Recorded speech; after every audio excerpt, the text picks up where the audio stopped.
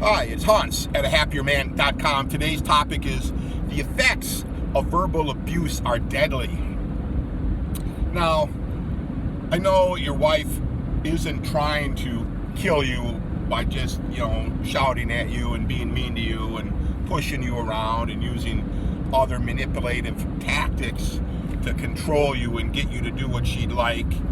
I don't think she's really trying to kill you.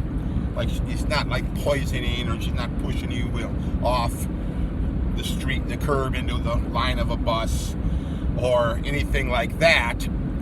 But I am saying that the effects of constant verbal abuse is as deadly as the effects of any other major stressor in your life. So everybody knows that the effects of excessive cigarette smoking are cumulatively deadly, right? The smokers don't normally live as long, they don't live as well in their old age. Similar to excessive drinking or drugging of any kind, whether prescription or non-prescription, just like the effects of overeating junk food over time. The hearing of the verbal abuse is similar to that. It causes you stress in your life. You cannot fully relax and enjoy life and be at peace with a low stress lifestyle, because you're living a high stress lifestyle when you're being verbally abused. I know you're trying to keep the stress low by passively absorbing it. That was one of the ways I tried to deal with it, was just passively taking it, absorbing it. I tried not to match her scream for scream and hateful remark to hateful remark, because that's not who I am. So that was even worse to me, was retaliating, to tell that, when I would sometimes shout back in anger at something she said, I felt even worse. It felt like years were just being drained right out of my life. So I don't think that that's a good option for you to retaliate and try to match her. I think the option is to leave, as I explain in my book, Leave Your Wife and Become a Happier Man with the 3-step system, available on the ahappierman.com website. But you're probably meek, mild, timid, just passively absorbing it, because you kind of know that, she probably can't shout for an hours on end, that she'll be screaming for a while and then she'll calm down and wear herself out, and it'll get out of their system and you can kind of get back to normal a little bit, even though your normal sucks, because you know that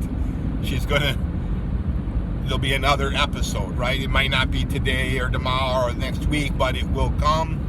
And that's another form of stress, is wondering when the next episode will happen.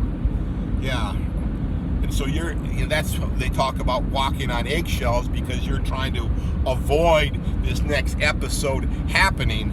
But my point is, walking on eggshells is no way to live for you as a man, for any person, man, woman, child. It's a horrible situation to be in.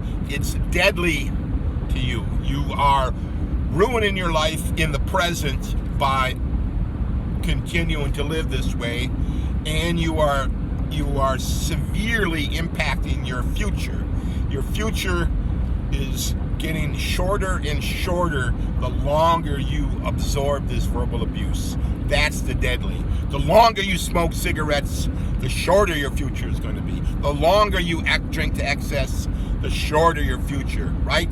We all can understand this. And verbal abuse is just as deadly as those other things.